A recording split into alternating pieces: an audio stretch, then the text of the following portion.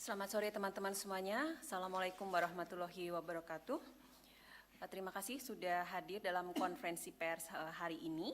Jadi kami hari ini akan mengumumkan penahanan tersangka dugaan TPK penerimaan hadiah atau janji dan gratifikasi terkait pengurusan dan perpanjangan hak guna usaha di Kanwil BPN Provinsi Riau. Telah hadir bersama kita hari ini Pak Nurul Gufron, pimpinan KPK, dan juga Pak Deputi Penindakan Bapak Karyoto. Saya akan memberikan kesempatan kepada Pak Nurul Gufron untuk menyampaikan pointers terkait dengan penahanan tersangka hari ini, dan kemudian nanti saya akan memberikan kesempatan pada teman-teman wartawan untuk mendalami mengenai yang hari ini kita informasikan atau juga hal-hal lain yang berkaitan. Saya persilakan Pak Nurul Gufron. Bismillahirrahmanirrahim. Assalamualaikum warahmatullahi wabarakatuh. Selamat sore, salam sejahtera untuk kita semua. Om Swastiastu, Namo Buddhaya, Salam kebajikan. Teman-teman media, baik yang hadir di ruang konvers KPK maupun di tempatnya masing-masing melalui daring. Saya Pak sore ini akan mengumumkan tentang penahanan tersangka dugaan TPK tindak pidana korupsi penerimaan hadiah atau janji dan gratifikasi terkait pengurusan dan perpanjangan hak guna usaha atau HGU di Kanwil BPN Provinsi Riau, didampingi oleh Bu Biro Humas KPK, dan juga di samping kanan saya ada Deputi Penindakan. Hari ini, Kamis tanggal 1 Desember 2022,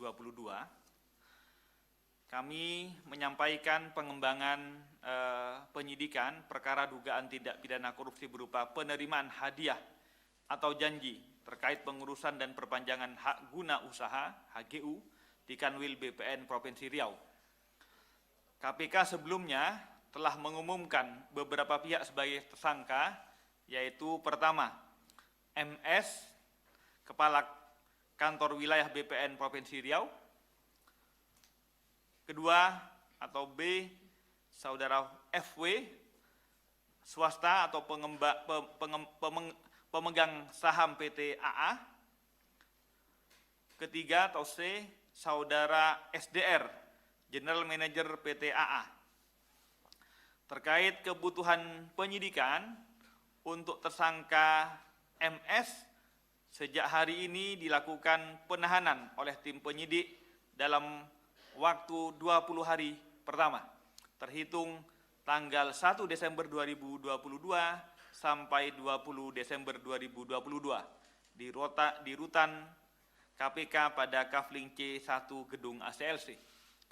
Konstruksi perkara yang terjadi dalam dugaan TPK ini adalah, jadi pertama, Saudara FW sebagai pemegang saham PT AA memerintahkan dan menugaskan Saudara SDR untuk melakukan pengurusan perpanjangan sertifikat HGU PT AA yang segera akan berakhir pada masa berlakunya di tahun 2024. Jadi masa berlakunya sampai 2024, tapi kemudian untuk memperpanjangnya sudah dilakukan lebih awal. Kedua, dari awal proses pengurusan HGU tersebut, Saudara SDR selalu diminta untuk aktif menyampaikan setiap perkembangannya kepada Saudara FW. Selanjutnya, Saudara SDR menghubungi dan melakukan beberapa pertemuan dengan Saudara MS yang menjabat selaku Kepala Kantor Wilayah BPN Provinsi Riau, yang membahas antara lain terkait perpanjangan HGU PT AA dimaksud.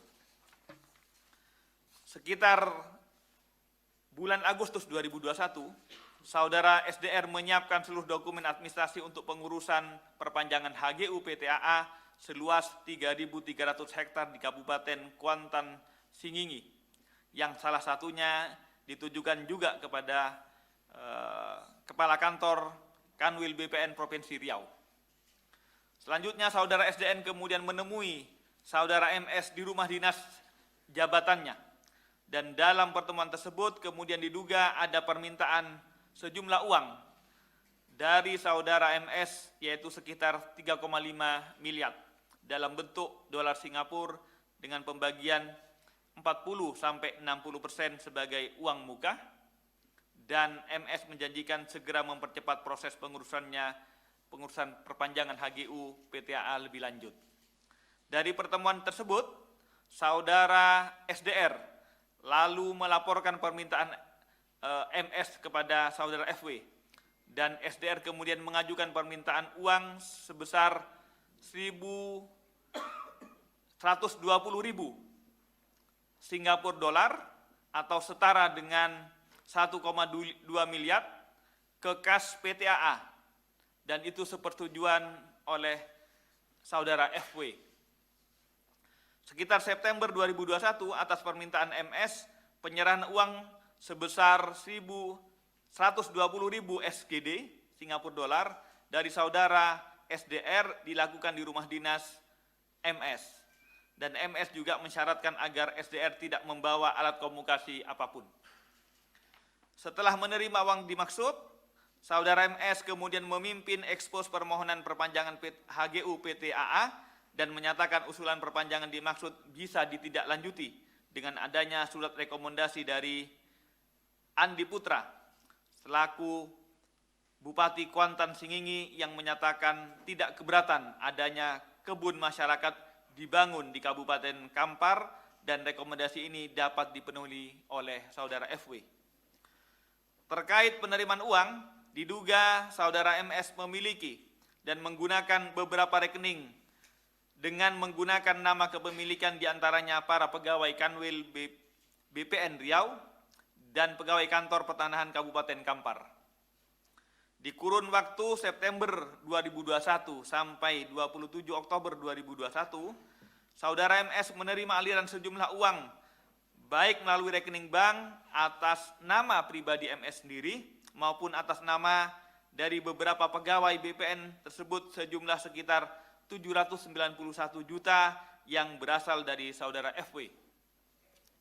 Selain itu, pada kurun waktu tahun 2017 sampai dengan tahun 2021, saudara MS diduga menerima gratifikasi sejumlah sekitar 9 miliar dalam jabatannya selaku Kepala Kanwil BPN di beberapa provinsi. Dan hal ini akan terus didalami dan dikembangkan oleh tim penyidikan. Atas perbuatannya tersebut, tersangka disangkakan melanggar untuk saudara MS sebagai penerima, yaitu melanggar pasal 12 huruf A atau pasal 12 huruf B atau pasal 11 dan pasal 12B Undang-Undang 3199 Yungto 20/2001 tentang perubahan atas Undang-Undang 3199 tentang pemberantasan tindak pidana korupsi. Demikian yang dapat kami sampaikan tentang konfes penahanan saudara MS dalam dugaan tindak pidana korupsi pasal 12A, 12B, dan pasal 11 serta pasal 12B. Kami berharap kejadian seperti ini menjadi pembelajaran kepada kita semua bahwa pengurusan apapun, baik perizinan ataupun perpanjangan hal-hal yang dibutuhkan oleh masyarakat, jika kemudian masih ada suap, ada pemerasan, ataupun ada gratifikasi, mau tidak mau terus terang KPK akan melakukan penegakan. Kami berharap sekali lagi ke depan, perizinan, perpanjangan, ataupun layanan publik apapun lainnya, tidak ada lagi diliputi dengan tindak pidana korupsi. Demikian yang dapat kami sampaikan. Selanjutnya waktu kami kembalikan kepada Ibu Humas, Mbak Yeye. Terima kasih. Ya, terima kasih Pak Nurul Gufron. Teman-teman, saya akan membuka tanya jawab. Silahkan dari mana medianya dan juga nama dan pertanyaannya. Silahkan Mario, kemudian selanjutnya yang di belakang. Ya, terima kasih. Ya, mumpung ada pimpinan di sini. Diharap maklumlah kalau pertanyaan cukup banyak karena merangkum 2 minggu tidak direspon oleh jubir pertanyaan-pertanyaan kita. Ya, artinya mumpung ada pimpinan. Ya, pertanyaan pertama terkait kasus ini, sebelumnya dalam konvers sebelumnya saya sempat menanyakan, adakah dugaan pelanggaran, penyalahgunaan kewenangan yang dilakukan M. Sahrir ataupun Andi Putra, bahwa dalam pengurusan HGU ini diajukan di Kuangsing, tapi plasmanya di Kampar. Coba deh periksa. Kira-kira pelanggaran hukum penyalahgunaan wewenangnya di mana? Secara prosedur terkait penyalahgunaan ini siapa? Terus kedua, ada semacam konfrontir yang pernah dilakukan oleh KPK terhadap Andi Putra. Apakah memang betul ada pemberian berupa gratifikasi dengan pengurusan tanah gratis milik dari aset Andi Putra misalkan, atau bahkan kita tahu perusahaannya Frank Wijaya ini cukup besar dengan anak perusahaannya. Apakah KPK juga sudah menelisik misalkan aset-aset yang memang berpindah dari beberapa orang yang terkait dalam pengurusan ini? Nah ini kan yang belum pernah dijawab itu, yaitu soal adanya pemekaran. Pengajuan HGU-nya di Kuangsing, plasmanya di Kampar. Ada pemekaran wilayah. Artinya apakah memang sesuai dengan aturan kehutanan, ada tabrakan soal otonomi misalkan, atau itu bagaimana jawaban KPK? Terus izin untuk kasus lain, karena ini udah 2 kali, udah cukup lah pertanyaan itu. Untuk kasus lain, apakah benar KPK sudah meningkatkan penyidikan kasus terkait pengadaan yang berkaitan dengan Dirhubla, Dirjen Perhubungan Laut, dengan adanya pemeriksaan 3 pejabat dari Dirhubla, diantaranya Lola Panjaitan yang merupakan Direktur Kepala Operasional Pelabuhan Tanjung Priuk, dan kemudian sebelumnya juga ada pemeriksaan yang berkaitan itu. Apakah memang kasus ini juga berkaitan soal penyelidikan kasus pengadaan kapal Roro Aceh Jaya atau Aceh Kuat gitu loh. Ini pengadaan yang memang dilakukan penunjukan langsung yang diadakan oleh Kementerian Perhubungan. Apakah memang ini ada kaitannya? Nah, selanjutnya untuk persoalan kasus LNG. Ini sudah dinaikkan ke penyidikan, kenapa belum diumumkan sama sekali? Soal kemarin ada pemeriksaan petinggi dari LNG juga, dan KPK sudah berapa kali ke BPK, kenapa tidak menggunakan misalkan kalau ada keterlambatan atau kelambatan dalam audit, kenapa KPK tidak melakukan audit sendiri seperti kasus Garuda sebelumnya itu kan HDMI susah sekali itu yang di Cina tuh kan KPK melakukan audit sendiri dengan pakar-pakar gitu. Apakah tidak terpikir dengan proses penyidikan cepat atau proses peradilan cepat sehingga nggak perlu berlama-lama nunggu LNG ini kembali lagi nanti ke minyak, pengadaan minyak ini gitu loh, terlalu lama. Pengadaan 2011 ke 2021 ini kan melibatkan sejumlah direksi atau pergantian dirut lebih dari 3 atau 4 kali. Itu sudah dipanggil semua, kurang apa lagi gitu, menunggu apa lagi. Terus selanjutnya, dalam konversi sebelumnya KPK menyatakan sudah melakukan penyidikan terkait pengadaan gedung DPR Morotai Utara. Kok nggak ada ininya sih, nggak ada agenda pemeriksaan, ini ada apa nih? Apa stagnan dulu dikasih napas atau bagaimana? Ini kan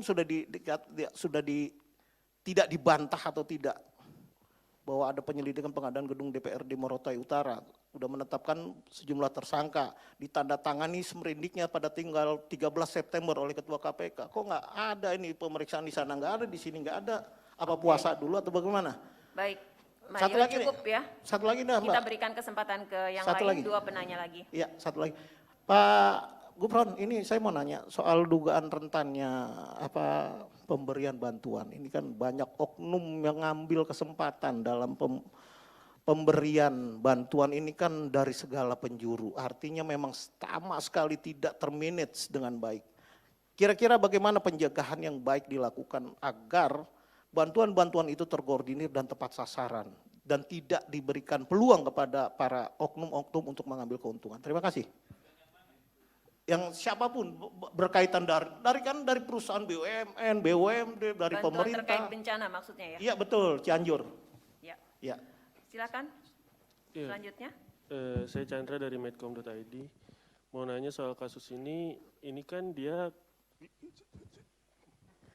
ini yakin dia ini Pak Kepala BPN ini nerima uangnya sendiri ataukah dia punya perantara atau orang kepercayaan nggak sih yang biasa buat nampung uang? Karena kan dulu pas penyidikan kasus Bupati Kuansing gitu kan, kalau nggak salah di waktu itu tuh banyak pegawai dari BPN Kanwil Riau itu mengembalikan uang ke KPK. Nah itu kenapa nggak diproses yang dulu-dulu mengembalikan uang? Terus mau kasus lain, yang pertama anggota DPR Utut Adianto dan beberapa orang lainnya banyak disebut Rektor Unila Karomani ikut menitipkan calon mahasiswa untuk masuk ke Unila. Yang untuk Utut ini disebut bahwa memberi sejumlah uang agar mempercepat proses penerimaan. Nah gimana? Apakah KPK akan mendalami pemberian uang dari Pak Utut itu untuk Karomani? Terus kasus kedua mau nanya soal Hakim Agung Ghazal Basaleh. Ini kapan dia dipanggil ulang? Apakah sudah ada jadwalnya? Lalu apakah surat pemanggilan kedua ini sudah dikirimkan ke rumah Ghazalba? Terakhir, ketiga, kemarin kan KPK memeriksa beberapa hari lalu, KPK memeriksa pengacara Lukas NMB, Stefanus Roy Rening. Dalam hasil riksanya disebut bahwa Roy ini mendatangi saksi yang pernah diperiksa KPK. Nah itu dia ngapain datangin saksi? Apakah itu masuk ke dalam perintangan penyidikan atau obstruction of justice atau gimana? Itu aja. Ya, saya Setio Aji dari Bisnis Indonesia. Pertama soal kasus ini kan tadi disebutin pas jadi kanwil di provinsi lain, dia kan terima duit sampai gratifikasi 9 miliar. Nah itu gratifikasinya kalau boleh tahu terkait apa? Apakah terkait perpanjangan atau pengurusan izin HGU misalnya? Terus juga terkait kasus lain? Menyambung pertanyaannya Bang Mario, saya cuma pengen tahu kemarin kan ada direksi yang diperiksa, kalau nggak salah direktur pengembangan apa gitu investasi, Atep Salyadi, direkturnya Pertamina. Nah itu apa ya yang didalami dari pemeriksaan tersebut, soalnya udah 2 hari belum ada update-nya.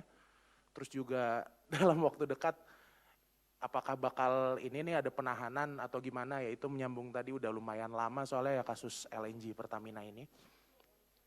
Terus juga menyambung pertanyaan Chandra yang soal kasus suap Rektor Unila. Nah itu memang kan ada beberapa nama ya, misalnya kayak tadi Utut Adianto, Zulhas, terus ada anggota DPR lainnya gitu yang menitip kerabat atau bahkan anaknya langsung di situ. Nah itu gimana ya pengembangannya? Apakah nanti bakal dipanggil atau gimana? Terus ketiga ini terkait dengan ada temuan PPATK soal meningkatnya transaksi mencurigakan di pasar modal. Nah ini kan PPATK juga mengakui pasar modal tuh jadi tempat yang seksi lah gitu untuk pencucian uang gitu. Terus langkahnya KPK bagaimana mengetahui hal ini? Apakah ada misalnya pemantauan gitu di dalam transaksi pasar modal? Mengingat ada 2 kasus korupsi besar yang sebelumnya ditangani penegak hukum sebelah kayak Jiwasraya dan Asabri gitu, itu kan semuanya pasar modal. Nah itu apakah ada pemantauan khusus dari KPK terkait pasar modal ini? Terus juga apakah ada koordinasi dengan PPATK mengingat transaksi mencurigakan ini? Terima kasih. Oke, baik. Sudah banyak ini pertanyaannya. Kami persilakan pada Pak Nurul Gufron dan juga nanti dibantu oleh Pak Deputi Penindakan untuk menjawab beberapa pertanyaan. Silakan Pak. Oke, terima kasih. Dari Mas Mario, Mas Chandra, dan Pak Setio Adi. Semuanya saya hitung 4, jadi 4 pertanyaan masing-masing. Yang bersifat teknis, perkembangan lidik, sidik, perkembangan tut ataupun sidang, nanti akan dibantu oleh Mas Karyoto untuk menjelaskan ya. Saya bersifat generiknya saja. Pertama, apakah ada perbuatan melawan hukumnya atau perbuatan menyalahgunakan wewenang dalam adanya suap ataupun gratifikasi dalam kasus ini? Ya. Sekali lagi, yang kami tindak lanjuti ini baru yang merupakan dugaan tindak pidana suap atau pemerasan ataukah gratifikasi. Itu masih fokusnya. Biasanya kalau ada suap, ada gratif, biasanya kemudian melanggar hukum atau ada penyalahgunaan wewenang. Biasanya. Tapi apakah sudah ada atau tidak sedang kami dalami. Tapi kami masih saat ini karena fokusnya pada suap dan gratifikasi, karena itu kami masih memastikan pasal 12A dan B ini serta pasal 12B besar, pasal 11 itu yang menjadi fokus pembuktian. Apakah ke sana? Tentu ke sana. Nanti Pak Karyoto akan menjelaskan ya. Kedua, Dirhubla. Apakah ada perkembangan? Prosesnya masih penyelidikan. Nah, hasil-hasil dan bagaimana di kasus ini nanti Pak Karyoto akan menjelaskan. Begitupun jadi berkaitan dengan sudah dipanggil petinggi LNG, Pertamina dan lain-lain, bagaimana perkembangannya nanti Pak Karyoto yang akan menjelaskan, termasuk juga DPRD Morotai Utara dan lain-lain. Saya yang bersifat generik. Nah, yang saya jawab yang kelima dari Mas Mario tentang bantuan. Bantuan utamanya baik kala COVID, kala bencana, kala musibah, itu selalu kemudian di balik bencana menuai korupsi di beberapa kasus. Aceh, Jogja, Mataram, kemudian di Banten. Nah, itu semua kemudian sudah bencana, banyak orang membantu, termasuk pemerintah daerah, termasuk juga swasta dan masyarakat, banyak yang bantu. Tapi kemudian ternyata banyak pengelolanya yang tidak amanah, sehingga kemudian disalahgunakan untuk kepentingan dirinya.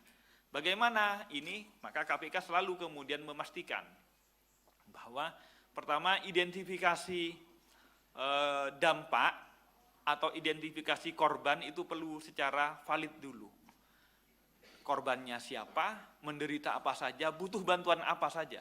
Nah, itu yang kemudian setelah teridentifikasi baru kemudian dikelola bagaimana mencari ataupun mendatangkan bantuan dan bagaimana menyalurkannya. Nah, di titik ini KPK selama ini telah bekerjasama dengan Kemensos untuk memvalidasi itu, memvalidasi identitas dengan segala bentuk-bentuk kerugian ataupun kebutuhannya, baru kemudian itu pasti dikoordinasikan dengan kepastian tentang NIK-nya, dengan alamatnya, dengan kemudian kebutuhan-kebutuhannya.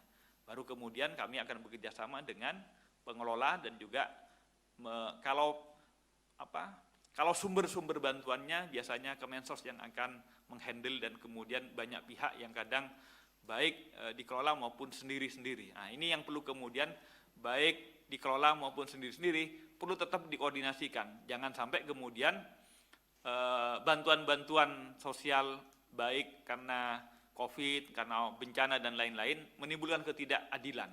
Sehingga bisa menimbulkan ternyata dihadang, kemudian dihambat karena merasa dirinya dilewati, juga merasa korban, tapi tidak diberi, malah menjangkau yang lain. Nah, jadi perlu kemudian model bubur panas. Jadi yang paling dekat dulu untuk menjangkau yang paling parah mungkin. Itu supaya tidak menimbulkan kekacauan ke depan. Itu dari Mas Mario ya, hal-hal yang bersifat teknis nanti Mas Karyoto yang akan menyampaikan. Dari Mas Chandra, apakah modusnya dilakukan secara menerima sendiri ataukah melalui perantara? Nah, sebagaimana dijelaskan tadi, ada yang langsung, ada yang ada juga yang menggunakan rekening-rekening atas nama pegawainya. Ada variasinya, ada yang langsung, ada yang menggunakan perantara. Lantas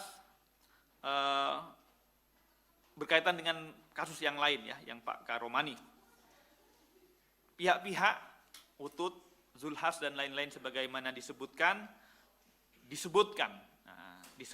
juga menitipkan dan kemudian juga memberikan. Ini semua sedang oleh KPK akan didalami. Dan rasanya nanti Pak Karyoto akan lebih memberikan detailnya. Pihak-pihak ini juga yang disebutkan tersebut oleh teman-teman sidik KPK sudah dipanggil. Jadi bukan hanya menunggu setelah disidangkan, karena sebelumnya tentu mereka sudah menyampaikan di proses penyidikan, oleh KPK juga sudah dipanggil. Nanti detailnya Pak Karyoto ya. Intinya pembuktian itu dari seseorang menyampaikan sesuatu, itu baru menjadi keterangan dan informasi saja, kecuali kemudian didukung oleh alat bukti yang lain, dengan saksi yang lain, ataupun dengan pembuktian alat bukti yang lain, baru menjadi fakta hukum. Nah, itu yang akan dikembangkan oleh teman-teman KPK. Yang ketiga, tentang saudara GS, nanti Pak Anu juga, termasuk juga saudara Roy Renning, PH dari Lukas NMB, teknisnya nanti Pak Karyoto. Saya masuk kepada Mas Setio Adi dari bisnis ya.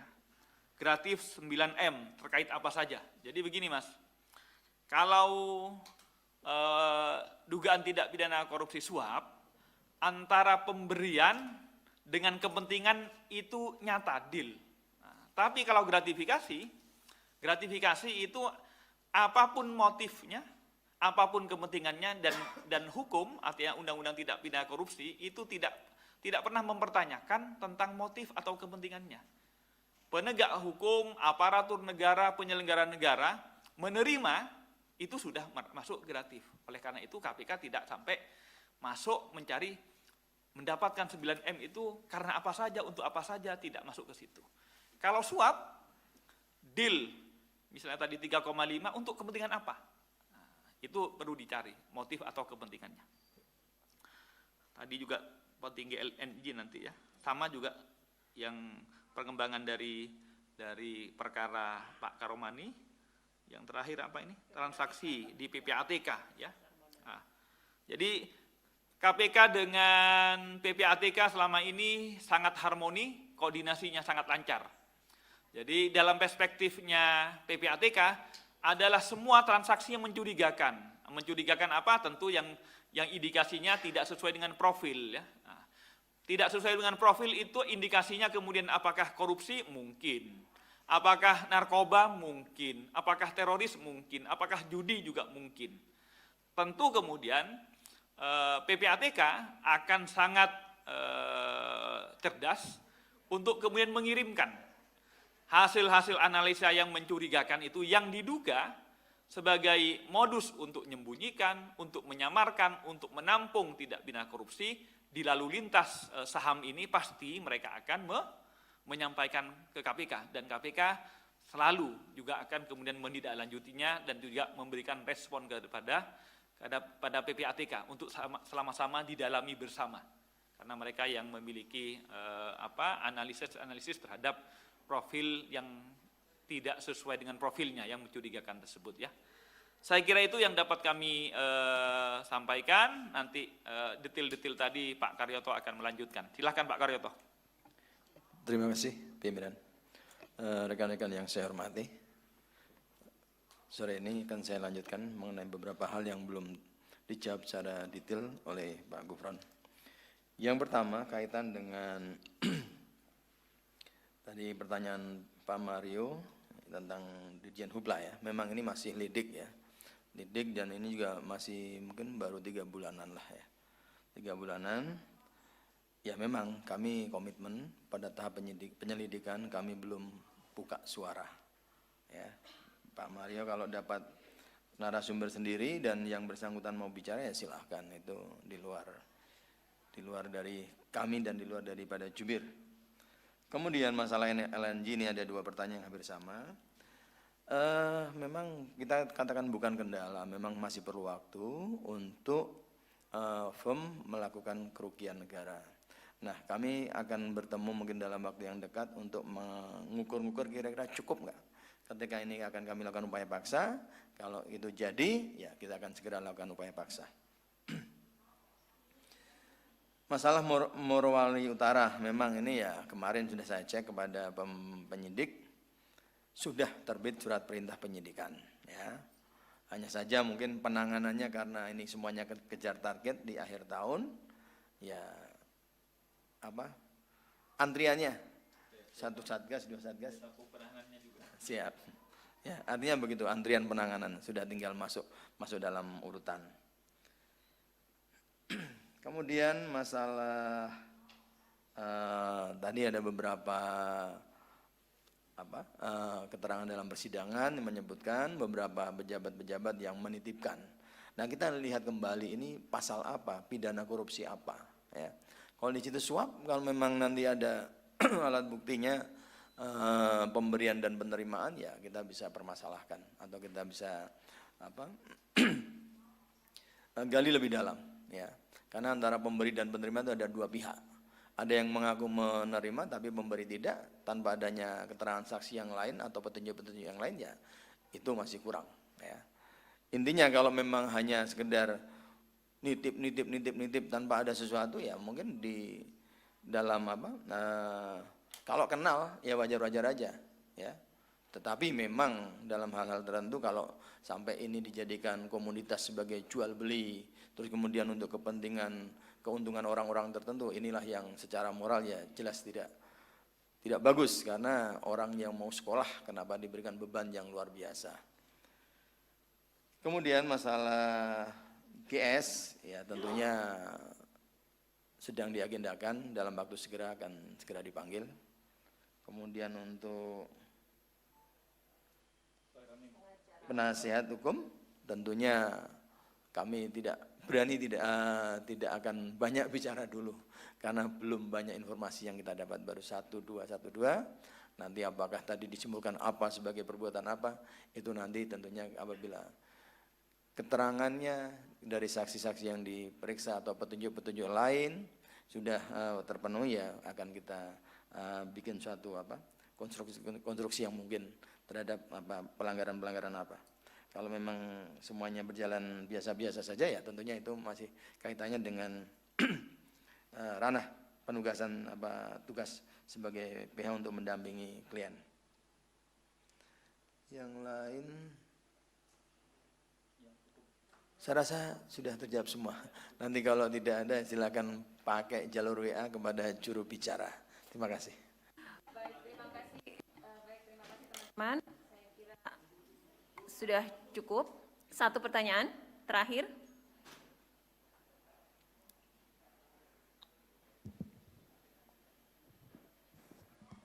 Mumpung ada pimpinan, Bu. Sore Pak, Bu, saya Niam dari kompas.com. Izin mau nanya terkait Hakim Agung. Kemarin anggota IKAHI mengatakan kalau penangkapan dan penahanan ketua, wakil ketua, terus ketua muda hakim, terus anggota Mahkamah Agung harus dapat perintah dari Jaksa Agung dan persetujuan Presiden. Ini katanya merujuk ke pasal 17 Undang-Undang Mahkamah Agung kayak gitu. Pengecualiannya adalah ketika mereka semisal tertangkap tangan atau melakukan tindak pidana yang terancam hukuman mati atau kejahatan terhadap keamanan negara gitu. KPK melihat ini bagaimana? Karena kalau melihat Sudrajat Dimyati ya dia mungkin masuk rangkaian OTT gitu ya. Tapi kan kalau Ghazal Basaleh kan enggak gitu. Nah, apakah itu udah ada kajian ke sana dan sebagainya? Terus lagi soal ex Kasau gitu. Ini kan KPK sebelumnya menyatakan udah menyurati Panglima dan pihak TNI gitu. Nah, respon dari Panglima sendiri atau dari TNI sendiri itu kayak gimana sih?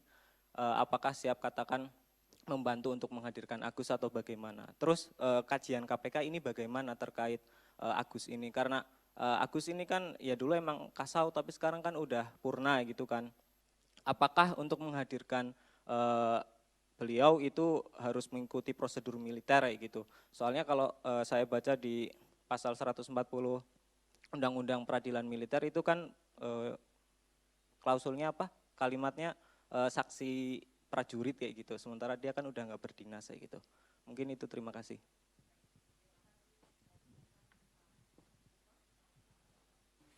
Di Pak Karyoto yang Pak Kasau,